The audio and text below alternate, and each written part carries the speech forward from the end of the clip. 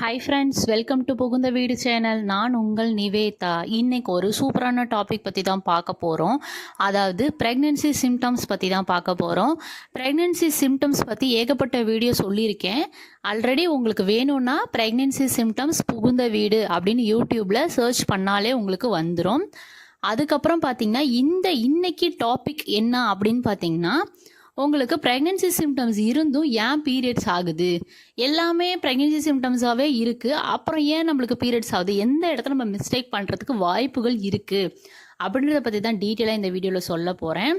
அதுக்கப்புறம் நம்ம சேனலில் சப்ஸ்கிரைப் பண்ணவங்க சப்ஸ்கிரைப் பண்ணிக்கோங்க. என் ஃபோன் நம்பர் வேணும்னு கேட்குறீங்க. என் ஃபோன் நம்பர் வேணும்னா நான் ஸ்க்ரீனில் ஒரு நம்பர் தரேன். அந்த நம்பருக்கு வாட்ஸ்அப் பண்ணுங்கள். ஆஸ் பர் யூடியூப் ரூல்ஸ் என்னன்னு சொல்லிட்டு ஷேர் பண்ணுவாங்க. உங்களுக்கு விருப்பம் இருந்தால் ஜாயின் பண்ணிக்கோங்க, இல்லைன்னா இக்னோர் பண்ணிக்கோங்க. வாங்க வீடியோக்குள்ளே போகலாம்.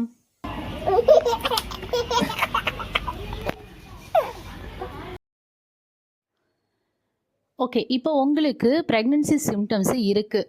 அதாவது பிரெஸ்ட்டு டெண்டர்னஸ்ஸாக இருக்குது. எனக்கு அது ப்ரெக்னென்சி சிம்டம்ஸாக என்னன்னு தெரியல. அதே போல் தலைவலி ஓவராக இருக்குது. அதே போல் கால் வலிக்குது. எனக்கு கால் வலிச்சாலே பீரியட்ஸ் வந்துடும். பட் மற்ற சிம்டம்ஸ்லாம் ப்ரெக்னென்சி சிம்டம்ஸாக இருக்குது. நான் என்ன பண்ணுறது?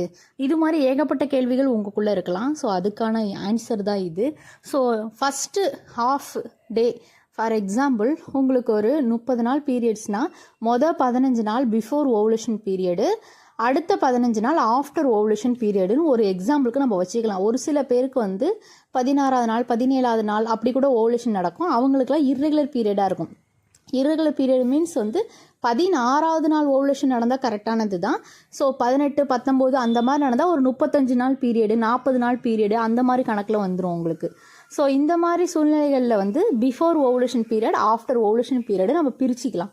ஸோ உங்களுக்கு எப்போ ஓவலேஷன் ஆகுதோ அதுக்கு முன்னாடி வரைக்கும் பிஃபோர், அடுத்தது ஆஃப்டர், இப்படின்னு நான் கணக்கு வச்சுக்கோங்க. அது எத்தனை நாளாக இருந்தாலும் ஓகே. ஸோ பிஃபோர் ஓவலேஷன் பீரியடில் உங்களுக்கு சிம்டம்ஸ் இருக்காது.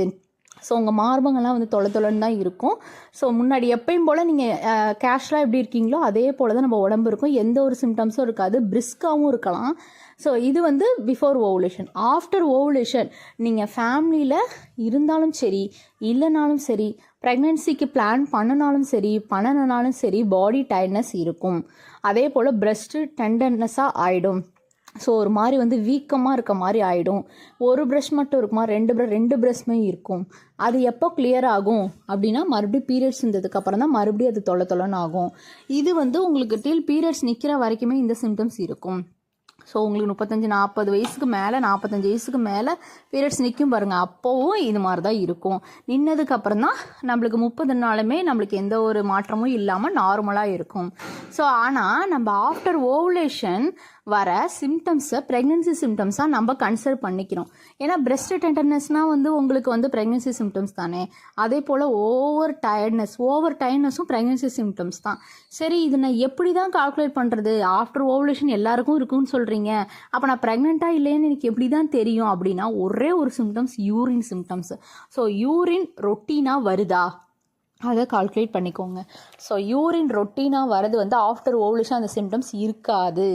சரி, எதனால் பிஃபோர் ஓவலேஷனுக்கும் ஆஃப்டர் ஓவலேஷனுக்கும் இவ்வளோ டிஃப்ரெண்ட் இருக்குது? நான் தான் ப்ரெக்னென்சியே பிளான் பண்ணலையே, எதனால் அப்படின்னு ஒரு டவுட்ஸ் இருக்கும். ஆக்சுவலி நம்ம உடம்புல ஆஃப்டர் ஓவலேஷன் ப்ரொஜெஸ்ட்ரான் ஒரு ஹார்மோன் நம்ம உடம்புல சுரக்கும். ஸோ அந்த ப்ரொஜெஸ்ட்ரான் ஹார்மோனோட ரிஃப்ளெக்ஷன்ஸ் தான் இந்த ப்ரெக்னென்சி சிம்டம்ஸ் மாதிரியே இருக்க நம்மள உடம்புல உள்ள சிம்டம்ஸ்.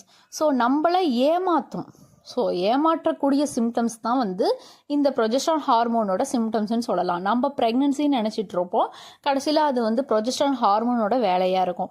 எப்படி தான் இப்போ நான் கால்குலேட் பண்ணுறது, என்ன தான் பண்ணுறது, எனக்கு ஓவர் டயர்ட்னஸ்ஸு, தலைவலி எப்படி தான் நான் கண்டுபிடிக்கிறது அப்படின்னா, உங்களுக்கு ஒவ்வொரு மாதமும் வருதா, ஒவ்வொரு மாதமும் இந்த மாதிரி ஓவர் டயர்ட்னஸ் இருக்கா, ஓவர் தலைவலி இருக்கா, அதே போல் கால் வலி இருக்கா, உங்களுக்கு ரெகுலர் பீரியடாக வரதுக்கான சிம்டம்ஸ் உங்களுக்கு நார்மலாக தெரியும். எத்தனையோ வருஷம் நீங்கள் periods ஆகிருக்கீங்க. From 9th to 10th படிக்கும் போதுலேருந்தே உங்களுக்கு பீரியட்ஸ் வந்திருக்கும். ஸோ உங்களுக்கு மாதம் பீரியட்ஸ் ஆகிற சிம்டம்ஸ் உங்களுக்கு தெரியும். அதை விட டிஃப்ரெண்ட்டாக இருக்கா, இதை வச்சு நம்மளால் கண்டுபிடிக்க முடியும். ஸோ ரெகுலராக இருக்கிற சிம்டம்ஸ் இல்லாமல் கொஞ்சம் எனக்கு டிஃப்ரெண்ட்டாக இருக்குது அப்படின்னா அது கண்டிப்பாக ப்ரெக்னென்சிக்கான சிம்டம்ஸாக இருக்கிறதுக்கு வாய்ப்புகள் அதிகம். இப்போது எனக்கு வந்து இல்லை எனக்கு பிரஸ்ட்டு வந்து டெண்டர்னஸ்ஸாக மாதமே இருக்கும், ஆனால் இந்த வாட்டி வந்து தலைவலி சேர்த்து வருது, ரொம்ப டயர்ட்னஸ் எக்ஸ்ட்ராவாக இருக்குது, எனக்கு ஒவ்வொரு மந்த்தும் இவ்வளோ டயர்ட்னஸ் இருக்காது அப்படி நீங்கள் நினச்சிங்கன்னா இது ப்ரெக்னென்சிக்கான வாய்ப்புகள் இருக்குது. ஓகே, ப்ரொஜெஸ்ட்ரானோட சிம்டம்ஸ்க்கும் ப்ரெக்னென்சிக்கான சிம்டம்ஸ்க்கும் டிஃப்ரென்ஷியேட் ஒன்று தான்.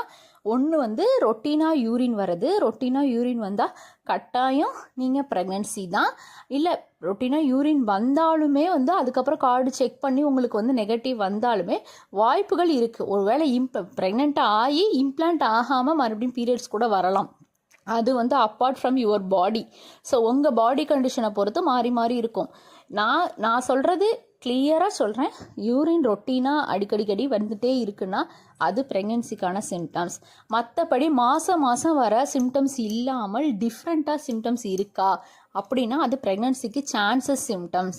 இல்லை எனக்கு மாதம் ஆஃப்டர் ஓவுலேஷன் ப்ரெக்னென்சி சிம்டம்ஸ் மாதிரியே இருந்து எனக்கு கடைசியில் பீரியட் வருது அப்படின்னா அது ப்ரெக்னென்சி சிம்டம்ஸ் கிடையாது. ஸோ டிஃப்ரென்ஷியேட் கால்குலேட் பண்ணிக்கோங்க. அந்த டிஃப்ரென்ஷியேட் கால்குலேட் பண்ணால் மட்டும்தான் அது வந்து ப்ரொஜெஸ்ட்ரானோட, அதாவது ஆஃப்டர் ஓவுலேஷனோட சிம்டம்ஸா இல்லை ப்ரெக்னென்சிக்கான சிம்டம்ஸான்னு உங்களால் ஐடென்டிஃபை பண்ண முடியும். உங்களுக்கு ஒரு கிளாரிட்டி கிடைக்கும். ஸோ நீங்கள் எவ்வளோ கிளாரிட்டியாக இருக்கீங்களோ அந்தளவு வந்து உங்கள் பாடியில் உள்ள டிஃப்ரெண்ட் சேஞ்சஸும் நடக்கும். பிகாஸ் நீங்கள் ரொம்ப குழப்பமாக தூக்கமின்மையாக இருந்தீங்கன்னா அதுவே வந்து ரொம்ப பெரிய பாதிச்சிடும் உங்கள் உடம்ப. இதுவே வந்து நீர்க்கட்டி பிரச்சனைக்கு ப்ராப்ளமாக இருக்கலாம், தைராய்டுக்கு ரீசனாக இருக்கலாம். நீங்கள் ஃபஸ்ட்டு எந்த அளவு ரிலாக்ஸாக இருக்கீங்களோ அந்தளவு உங்கள் பாடிக்கு நல்லது. நிறைய தண்ணி குடிங்க. எந்த சிம்டம்ஸாக இருந்தால் நம்மளுக்கு 40 நாள் கிளியராக தெரிஞ்சிடும். 40 நாள் தெரிலனா 45 நாள் ஆல்ரெடி சொல்லியிருக்கேன். 40 நாள் 45 நாள் 40, 43, 45, 51, 55 அதுக்கு மேலே வெயிட் பண்ண வேணாம், ஹாஸ்பிட்டல் போயிடுங்க அப்படின்னு சொல்லியிருப்பேன். இன்பிட்வீன் கேப்பில் உங்களுக்கு அதிகப்படியான பெயின் வந்தால், வயிறு வலியோ இல்லை அடி வயிறு வலியோ இல்லை கால் வலியோ, ஆக்சுவலாக எந்த ஒரு பெயினுமே நம்மளால் தாங்க முடியாத பெயினாக இருந்தால் ஹாஸ்பிட்டல் போகிறது பெஸ்ட்டு.